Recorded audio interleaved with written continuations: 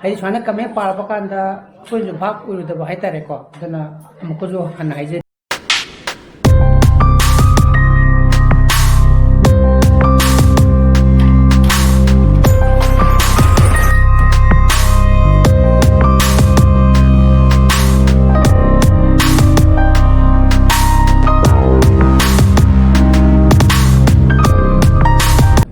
Good morning guys, welcome back to my channel. Mayamna KHALLI. Jepung turu mo kay tare. Exactly je. Some like pero mo sa bay tare. Mat. Thadar mo do ba nega. Pak tengi nega. Ay dum hala ne ba. Pero mo lura kan da bina. Phone toro mo lo mo sa pirani.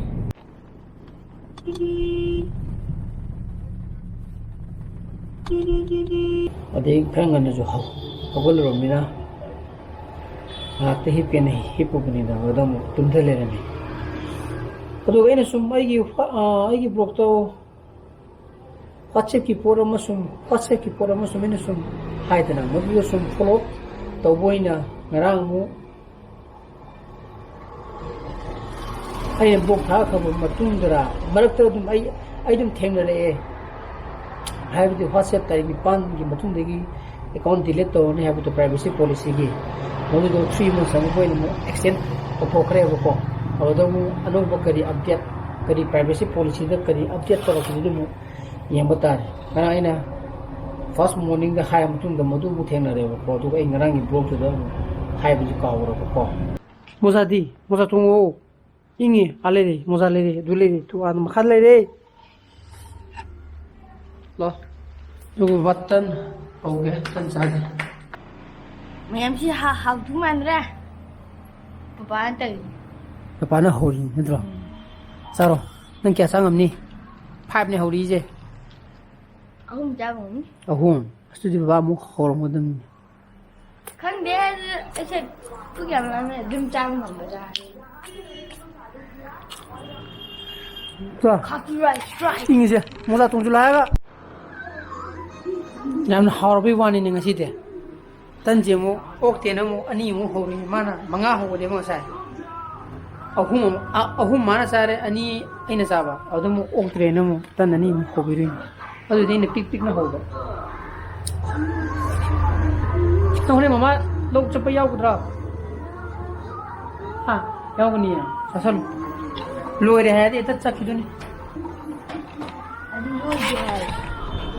tu kan lo bucha tuni he ai sigi nam gi mauk se to jing tech haiba company maming je odo ma gi official website su lei le me delhi the base over odo odum nonga season ba up to discount the 199 ne ba logi je wireless ni odo si je masana auto off on oeba si uji idle motor lai grena hai season termina kene season get the sigi ki humje any to pepa kanda on tore nungai season ba do idi koi gi maming kenoga laita ba por kamal robne ba dubu mogi box ta keno ma hape ba koi gi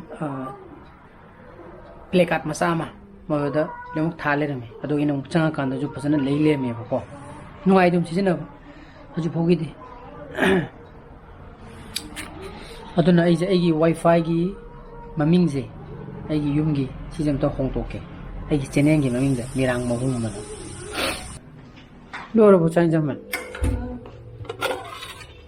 otti tum thagi tara kachu to boita loro bo yi yum wa ha hawai thau ti san ni da ne nó thong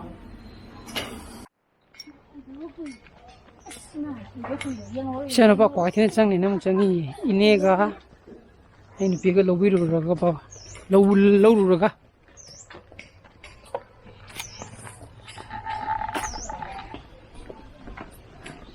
ada uki yam lu ni ko tu da ba mai ga tu da na tu da ba mai ga tu ga di lo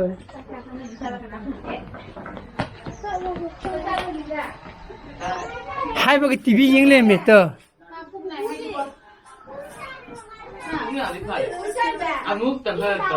What is that? Nang chānīngi rā? Kobi jā tīn yaw, dī katā jā tīn yaw tu rīgi. Sī pīrī rā?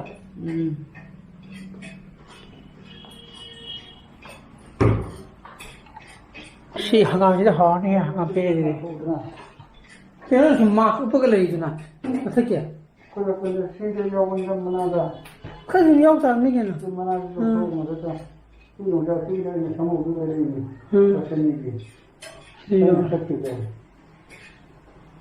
Mo kino na pili la ko sani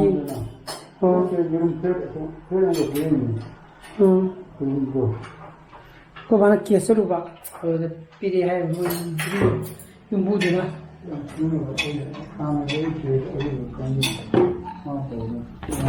yurum plate amuga to sisiga ai di sak to ya nong je nong mangkhli la kino ma hai to ri kariya nang itu nama hal tu kumuh ada apa? Ini kumuh je. Mesti ising lah kadang ni apa? Atau nak kau bayi bani hari ni nawi kumuh tu kau jangan suction pipe se ani ni apa? Tengki, amo itu makada kamu malai ni na song ising do song dah cang dah bayi tera. Mak hari kera nemdar agadi. Oh, put ani kumuh nemdar agadi. Atau nak suction pipe amo do plastic la khum janga da ba natragadi modu khum jagadi som da yori ba tingki masa haji kakan masa da yori bising dum thada chingate ba ko to masi sing la ka da bane sa iguna ka godan mi da ising khara yori na ko bana pung bara butung da law na hage ba adu gini ko ba sung sai ke salo ba na tangai ni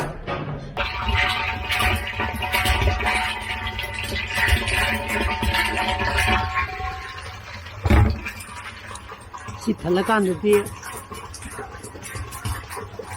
makha ju kang gadra khang din tengdi watu mal makha di sing khre makha di tin di sing de khre ye ho gadu mal kangre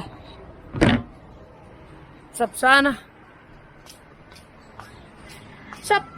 kangre makha gi tengki moi tengkar ma thari ba tera da ko adu loraga iru sembadegi sing la kada hoji pung ahum makai ta dure ba koi sing ga sa pung ama makai swai de la kane na hamne do ke doro jana khon mai ante sing ga doroge la ni ya o o tharang gi ge na marakta o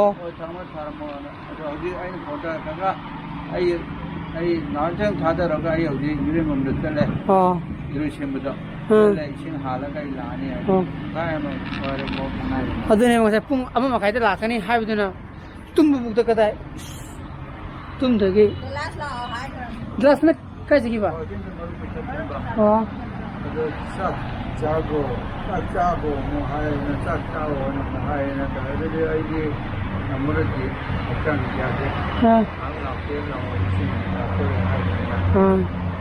rồi mình cũng hai một trang gì nè cái truck này gu ये thâu यार वो ở đây này bang sai itu lạc thì tuyên à hay ayuk cái đây thì cái gì xin là ni xin hết ra nông là phải làm trên mẹ ham đâu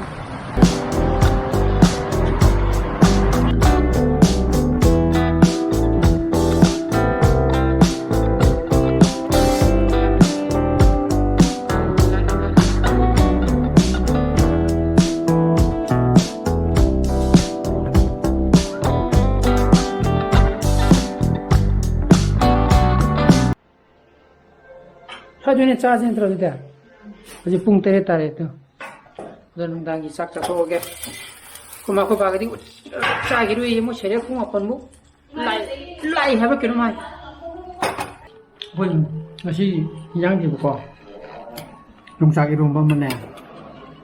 Angam pere sampur ma.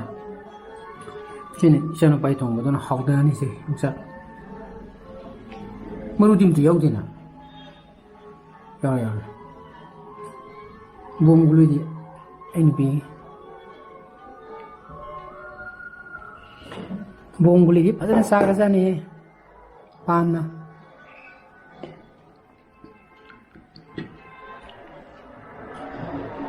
after effect ni yang sakti bungling kederoge एकदम थोड़ी सी kay nung ngalak duri haram draba ha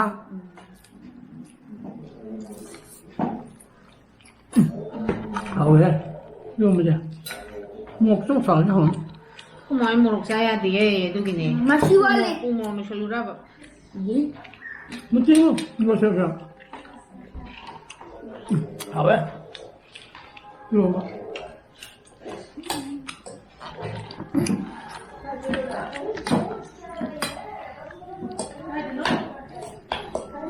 amuk chin dore bani mo ha Mama, ay tutang. Masih murah kan? eh apai morok sa ba gi Masih nggak berjaya, masih undang, dijang. manam di jare he ti ko masam jin na shala ni na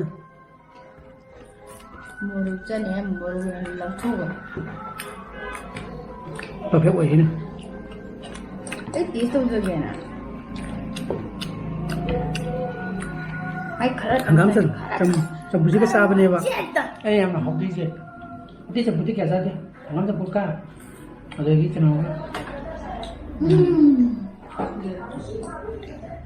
ngám thu đấy sa sa wa sa wai ga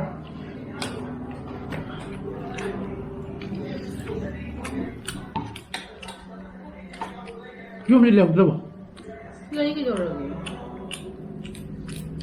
Mai mỏi. 이런 거 không làm cái hỏng mà mình cũng như thế này để làm thế nó hành kena pi budra kare ba nên andi ni na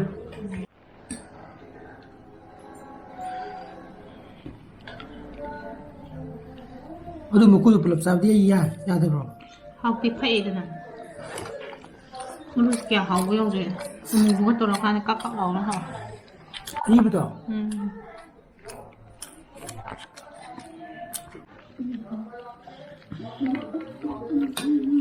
chọc về chọc vào bảo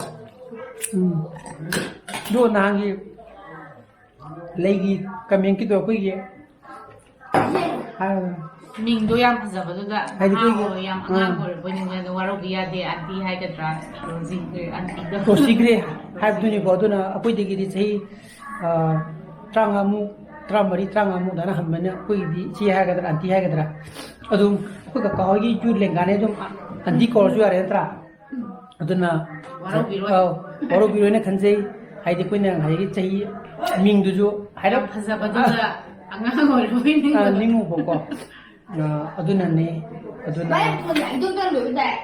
Ay sini.